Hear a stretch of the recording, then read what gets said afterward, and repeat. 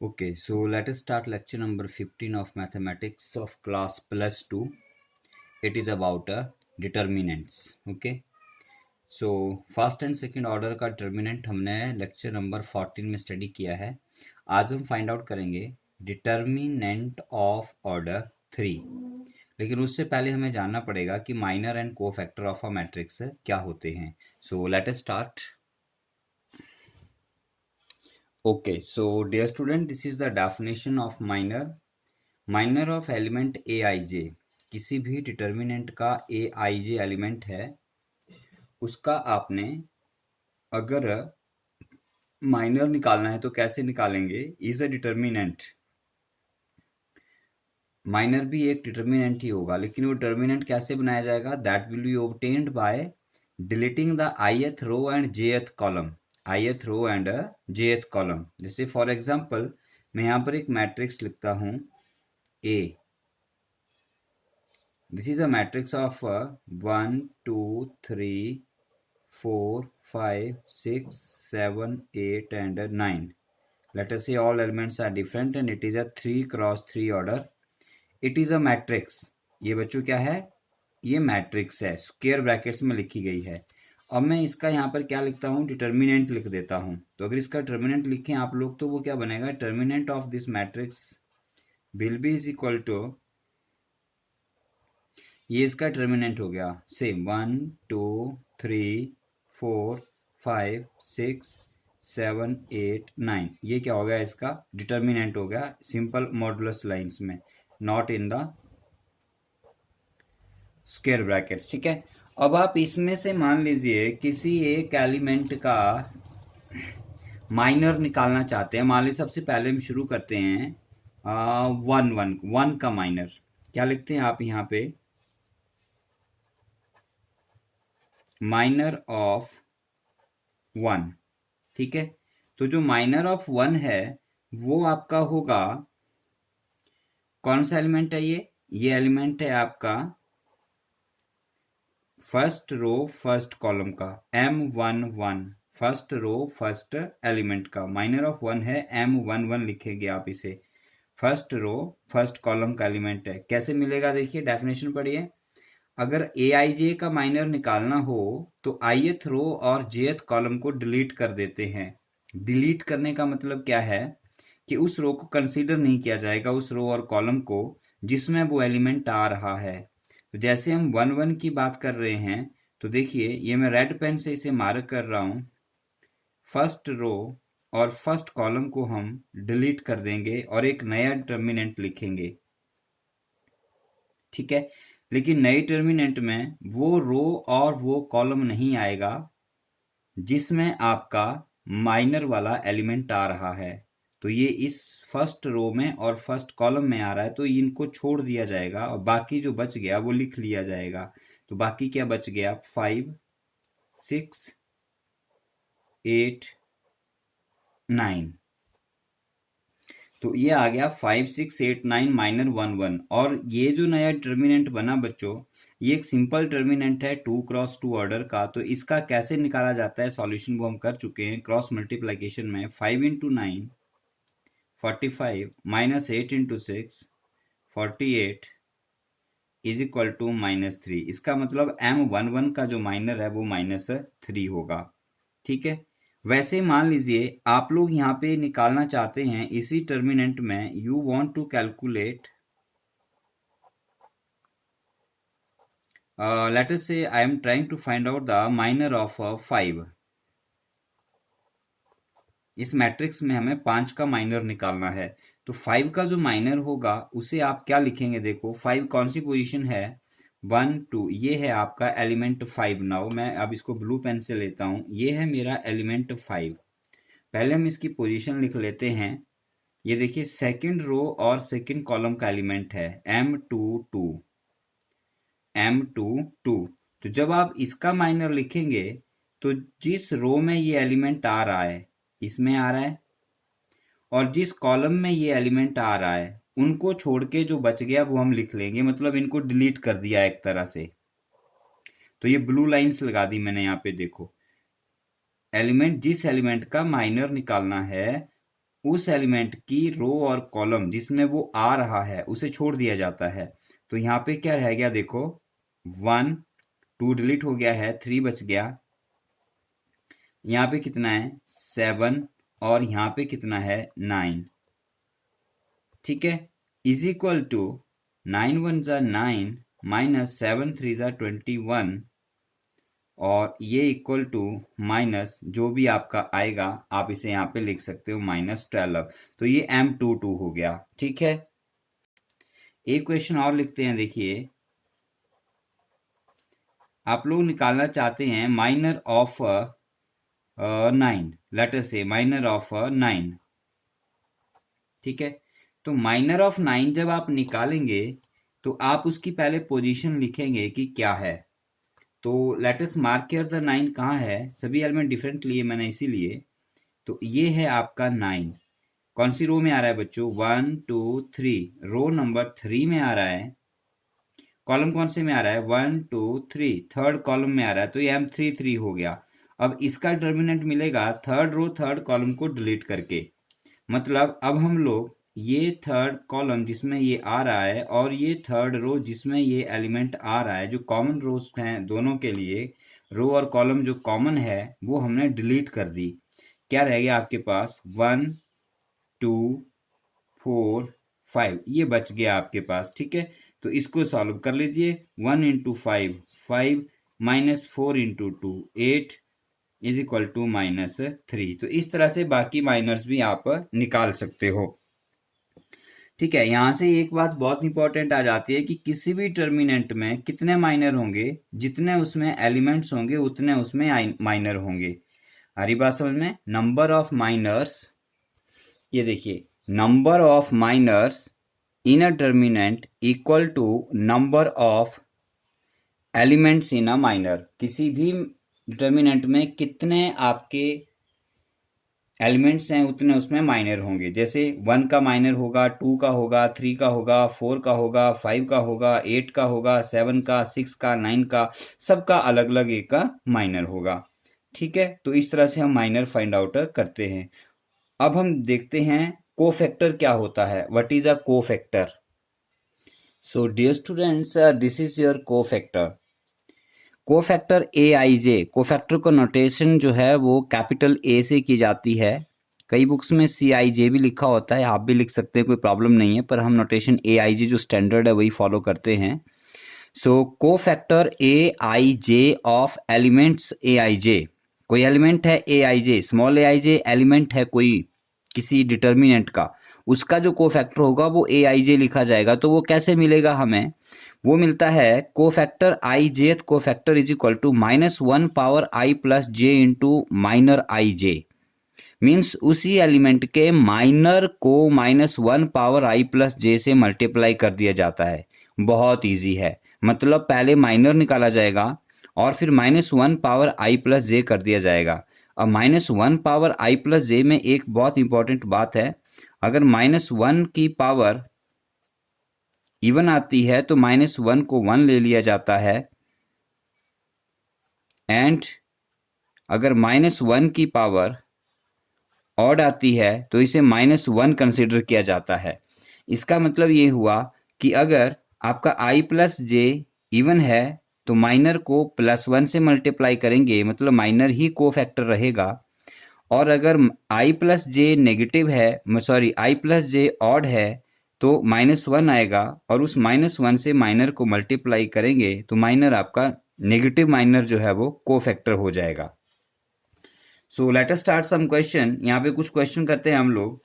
Previous page पे जो हमने क्वेश्चन किया था उसी को सपोज कर लेते हैं। जैसे मान लीजिए पिछले क्वेश्चन में आप लोगों ने माइनर ऑफ 1 निकाला था M11, तो अब हम इसका कोफैक्टर निकालते हैं। कोफैक्टर ऑफ 1, ठीक है, तो कोफैक्टर ऑफ 1 A11 लिखेंगे आप लोग। इसे क्या फॉर्मूला हो जाएगा, देखिए अप्लाई कीजिए, -1 power 1 plus 1 into M11।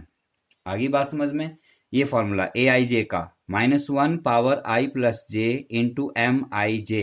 MIJ क्या है, माइनर है, वन कौन सा एलिमेंट है, फर्स्ट एलिमेंट है। तो ये हम पहले कर चुके हैं, मैं दोबारा नहीं करवाऊंगा, इसको ध्यान से देखिए आप लोग। अगर नहीं समझ आया तो वीडियो रिवाइंड करके देख लीजिए।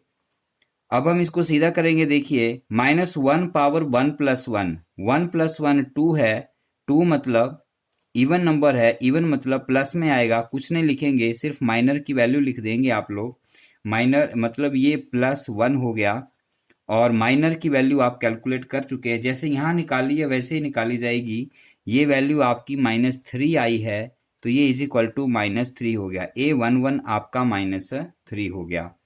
ठीक है, उसी प्रकार चलो हम निकाल लेते हैं 2 का माइनर निकालते, 2 का कोफैक्टर निकालते हैं। चलो एक नया निकाल लेते हैं,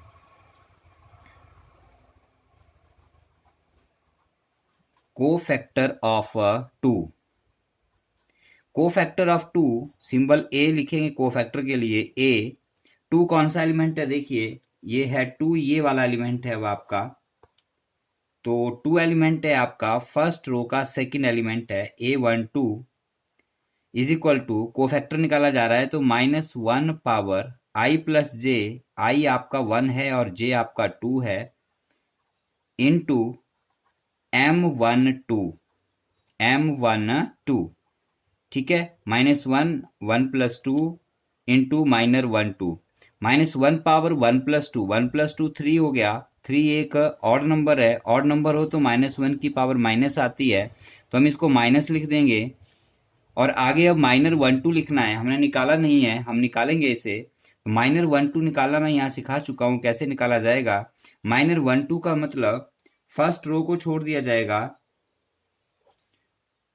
और सेकंड कॉलम को भी छोड़ दिया जाएगा। तो फर्स्ट रो, ये फर्स्ट रो छोड़ दी हमने, और ये सेकंड कॉलम छोड़ दिया, डिलीट कर दिया इनको। क्या बच गया इनके अलावा, 4 7 और 7 9, जो बच गया वो हमने लिख लिया। ठीक है, is equal to minus as it is आ गया। अब हम इसको सॉल्व करते हैं, 4 9 36 minus 7 7 49 is equal to, minus बाहर है, अंदर भी माइनस आ जाएगा, 36 - 49 13 होता है, माइनस माइनस प्लस हो गया और ये 13 हो गया।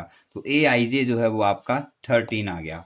ठीक है, तो इस तरह से कोफैक्टर जो है वो फाइंड आउट किया जाता है। Let us calculate one more, let us find out the cofactor of 7।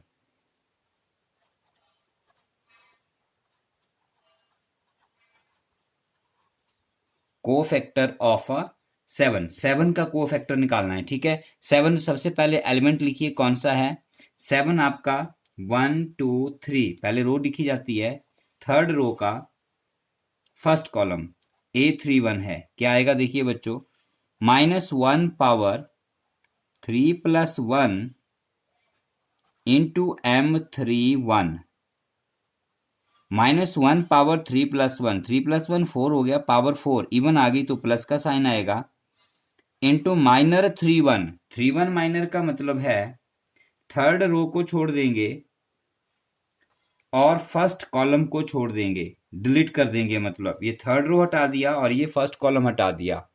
जो हमारे पास बच गया, क्या बच गया, 2 3 5 6। रोज के एलिमेंट रोज में लिखने हैं, कॉलम के कॉलम में लिखने हैं। ऐसा नहीं कि 2 3 आगे को है नीचे को करके लिख दिया तो गलत हो जाएगा बेटा। पोजीशन रो की रो में ही रखनी है, कॉलम की कॉलम में ही रखनी है। इज इक्वल टू 6 2 12 हो गया, 2 6 किया हमने, माइनस 5 3 15 हो गया और ये -3 आ गया। तो ये आपका A31 का कोफैक्टर आ गया। तो इस तरह से कोफैक्टर और माइनर जो है वो मैट्रिक्स के निकाले जाते हैं। अब बात आती है किसी भी टर्मिनेंट का हमने वैल्यू निकालना है, स्पेशली हम लोग यहाँ पर 3x3 की बात कर रहे हैं। हायर ऑर्डर के हमारे सिलेबस में नहीं आते हैं, पर सॉल्यूशन हम चलो देख लेंगे उनका भी कि कैसे किया जाता है। जब भी आप लोग किसी भी 3x3 ऑर्डर के टर्मिनेंट का वैल्यू निकालना चाहेंगे, मतलब एक सिंगल नंबर टर्मिनेंट का निकालना चाहेंगे, सॉल्व करना चाहेंगे, तो वो क्या होगा, that will be is equal to, उसके सॉल्व करने के लिए हम लोग क्या करते हैं, first of all you will consider the row और कॉलम। पहले कोई आप एक रो या एक कॉलम कंसिडर कर लोगे, जैसे मान लीजिए मैं यहाँ पर एक डिटर्मिनेंट लिखता हूँ, let I am writing a determinant here. अब ये हमारे पास एक 3x3 का डिटर्मिनेंट है। हम क्या करेंगे, इसमें से कोई भी एक रो या एक कॉलम कंसीडर करेंगे। कौन सी करेंगे वो भी बताऊंगा मैं आपको। मान लीजिए हम लोगों ने फर्स्ट रो ही कंसीडर कर ली R1, तो क्या करेंगे, आप लिखेंगे इसके सॉल्यूशन में A11 into A11 plus A12 into A12 plus A13 into A13। ये इस डिटर्मिनेंट का सॉल्यूशन होगा। क्या लिखा मैंने यहाँ पर देखिए, element into its cofactor plus element into its cofactor plus element into its cofactor. अगर एक रो कंसीडर की है तो उसी रो के कोफैक्टर से आपने एलिमेंट्स को मल्टीप्लाई करना है और उनका फिर एडिशन कर देना है, वो उस डिटर्मिनेंट का सॉल्यूशन होगा। It's very simple. ये किसी भी रो के साथ या किसी भी कॉलम के साथ किया जा सकता है। You can do it with any row और एनी कॉलम, जो भी आपको कन्वीनियंट लगती है।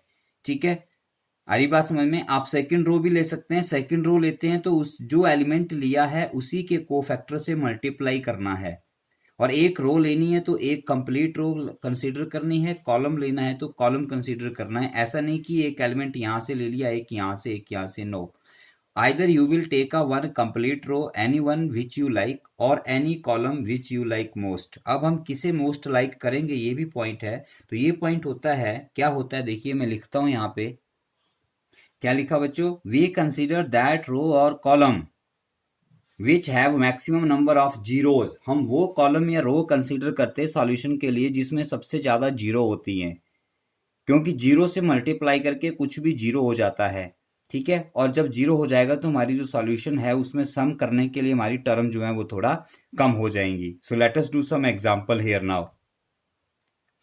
ओके, ये हमारे पास एक क्वेश्चन है, यहाँ पे देखिए, right the minor and cofactor of all elements. जो भी यहाँ पर दिए गए हैं उन सब के माइनर भी लिखने हैं और को फैक्टर भी लिखने हैं। ठीक है, सो ये 2x2 ऑर्डर का एक डिटर्मिनेंट है। 4 इसमें एलिमेंट्स हैं, तो 4 ही मैट्रिक्स कंसिडर करें तो एलिमेंट्स कहेंगे आप लोग। तो इसमें 4 आपके पास माइनर होंगे और 4 ही को फैक्टर होंगे। ठीक है, तो हम लिख लेते हैं यहाँ पर माइनर M11। M11 मीन्स पहला माइनर। ठीक है, क्या आएगा देखिए, फर्स्ट माइनर निकालेंगे तो फर्स्ट रो और फर्स्ट कॉलम डिलीट, क्या रह गया बच्चों, 3 रह गया। डिटर्मिनेंट 3 रह गया और डिटर्मिनेंट 3 जो है वो 3 ही होता है। इसी प्रकार माइनर 1 2 मीन्स फर्स्ट रो और सेकंड कॉलम को आपने ढक दिया, डिलीट कर लिया, क्या रह गया आपके पास, 4 रह गया। तो यहाँ पे मैंने 4 का लिखा, 4 का डिटर्मिनेंट। ठीक है, 4 का डिटर्मिनेंट 4 ही होता है, सिंगल नंबर है, 4 आएगा। इसी प्रकार जब आप M13 निकालोगे, सॉरी M21 निकालोगे, M21 4 कौन सी पोजीशन है, सेकंड रो फर्स्ट कॉलम। तो सेकंड रो फर्स्ट कॉलम, ये और ये आपने हटा दिया, क्या रह गया, -2 इज इक्वल टू। ये पॉइंट बहुत इंपॉर्टेंट है बेटा, it is a determinant, it is not a modulus. ये मॉडुलस नहीं है, टर्मिनेंट है। -2 का मॉड निकाल के 2 मत लिख देना, ये टर्मिनेंट है। नंबर इटसेल्फ, जो नंबर है वही रहेगा। We are not calculating the modulus, we are finding the determinant. Determinant का मतलब मॉडुलस नहीं होता, जैसा आप पढ़ते हो कि मॉड लिया और -2 का मॉड +2 कर दिया, गलत हो जाएगा। ये टर्मिनेंट है, ये मॉड नहीं है, पहले भी बता चुका हूं और अब फिर एक बार मैंने बता दिया। और इसी प्रकार मैंने M22 जो है वो 1 लिख दिया, आपको समझ आ जाना चाहिए कैसे आया। अब मैं इनके सामने ही यहाँ पर इनके को फैक्टर लिख देता हूं। जैसे मुझे लिखना है को फैक्टर A11, को factor A11 formula -1 power 1 + 1 into M11। ये फॉर्मूला लग गया। -1 पावर 1 + 1 2 है, 2 मतलब इवन, इवन मतलब पॉजिटिव, प्लस M11 3 है, 3 आ गया, सिंपल। उसी प्रकार A12 निकालेंगे आप लोग, -1 पावर 1 + 2 M12 -1 पावर 1 + 2, 1 + 2 3, 3 मीन्स -1 का नेगेटिव आया तो माइनस लग गया, और M12 आप निकाल चुके हैं 4, मतलब आपका आ गया -4। ठीक है, इसी प्रकार आप लोग ये बाकी निकालेंगे। मैं लिख रहा हूं यहाँ पे, तो ये मैंने इसके कोफैक्टर्स यहाँ पे कैलकुलेट कर लिए, तो आप इनको देख सकते हो। ठीक है, जैसे ये किए वैसे ये निकाल लिए। ओके, सो वैसा एक और क्वेश्चन है बेटा, कुछ सर्कल किया मैंने ग्रीन कलर में यहाँ पर, तो जिनको मैंने सर्कल किया मैं वही निकालूंगा, बाकी माइनर कोफैक्टर आप निकाल सकते हैं। जैसे लिख सकते हैं माइनर ऑफ 4 निकालना है आपने, तो माइनर ऑफ 4 जो है वो आपका M13 होगा, फर्स्ट रो थर्ड कॉलम। तो वेरी सिंपल, फर्स्ट रो को हटा देंगे और थर्ड कॉलम को हटा देंगे। ये देखिए, getting my point, first row और थर्ड कॉलम को आपने ढक दिया, हटा दिया, डिलीट कर दिया, जो निकालना है उसको हटा दिया आपने। क्या बच गया आपके पास? आपके पास टर्मिनेंट बच गया 3501, जो बच गया उसको लिख लेना है। क्लियर हो गया? ये 3x3 की बात कर रहे हैं। अब यहाँ जो बचा वो एक दोबारा से टर्मिनेंट बचा है। पिछले क्वेश्चन में सीधा एक नंबर बच रहा था तो वो भी टर्मिनेंट थी, लेकिन सिंगल नंबर था तो सीधा सॉल्व हो गया। लेकिन यहाँ पे ये एक 2x2 का टर्मिनेंट बचा, तो इसे सॉल्व करना पड़ेगा। तो 3 × 3 -0 × 5 0 = 3 आ गया। ठीक है, अब इसी का कोफैक्टर भी निकाल लीजिए। देयरफॉर A13 4 का कोफैक्टर क्या हो गया? -1 पावर 1 + 3 × M13 हम निकाल चुके हैं। यहाँ पे देखिए 1 + 3 4 हो गया, 4 आया इवन मतलब plus, into M13 find out कर लिया हम लोगों ने, =3। इसी प्रकार हम लोग एक और क्वेश्चन कर लेते हैं, माइनर ऑफ 3 निकाल लेते हैं। देखिए माइनर ऑफ 3 कैसे निकलेगा? देखिए 3 कौन सी रो है? 1 2, कॉलम कौन सा है? फर्स्ट, =, टर्मिनेंट बचेगा। ये देखिए क्या किया हम लोगों ने, फर्स्ट सेकंड रो और first column, second row first column हमने ढक दिया, डिलीट कर दिया। मान लो क्या बच गया? 0 4 और 1 2 बच गया, 0 4 1 2। रो एलिमेंट रो में लिखेंगे, सॉरी गलत हो गया, यहाँ पे डिटर्मिनेंट का साइन लगेंगे, नॉट ऑफ मैट्रिक्स, =, सॉल्व कीजिए। 0 × 2 0, -1 × 4 4 = -4। इसी प्रकार इसका जब आप कोफैक्टर निकालेंगे तो क्या हो जाएगा? -1 power 2 + 1 into minor of 2 1, -1 power 2 + 1, 2 + 1 3 है, 3 एक इवन ऑड नंबर है, ऑड नंबर आता है तो माइनस कर देते हैं, इंटू M21 क्या निकाला है? -4, माइनस इंटू माइनस प्लस हो गया, 4 आ गया। तो इसी प्रकार आप लोग इसका 1 का भी निकालेंगे। वीडियो पॉज कीजिए, निकालिए, निकालने के बाद आंसर चेक कीजिए कि क्या है। So now pause the video. So I hope video pause किया होगा आपने। अब प्ले करने के बाद अपना आंसर मेरे आंसर से चेक कीजिए। ये आपका 3 2 और 3 2 का माइनर और कोफैक्टर निकाला गया है, तो क्या सेम आया या नहीं आया? ठीक है, तो इस तरह से हम लोगों ने यहाँ पर माइनर और कोफैक्टर निकालना सीख लिया। अब हम लोग उसका डिटर्मिनेंट निकालना सीखेंगे, value of a determinant, value of a determinant पहले बता चुका हूं आपको यहाँ पर कैसे निकालना है, और इसकी एक डेफिनेशन भी आती है, तो लिख देता हूं यहाँ पर। So this is the definition dear students. जब आप किसी डिटर्मिनेंट को सॉल्व करेंगे तो उसकी वैल्यू क्या होती है? It is the sum of the product of elements of any row और कॉलम, किसी भी रो या कॉलम के एलिमेंट्स का प्रोडक्ट किसके साथ? विद देयर कोरस्पॉन्डिंग कोफैक्टर्स, मतलब एलिमेंट्स ऑफ एनी रो और column multiplied by their cofactor and their addition, जैसा हमने यहाँ ये पिछले पेज पे पढ़ा था। ठीक है, आगे बात समझ में क्लियर हो गया? Okay, right. So dear students, time of this lecture is about to 24 minutes, लगभग 24 मिनट हो चुके हैं। सो मैं यहाँ पे क्वेश्चन दे रहा हूँ आपको। You will do only the first question. कुछ पार्ट हमने कर लिए हैं और कुछ आपको बचे हैं। So you will do the first part of this first, second and third part of the first question only, और आंसर्स आप मुझे फिर व्हाट्सएप ग्रुप में सॉल्व करने के बाद मुझे भेजेंगे। कल फिर हम इसका बाकी क्वेश्चन और सॉल्यूशन ऑफ डिटर्मिनेंट जो है वो शुरू करेंगे। So take care, good bye.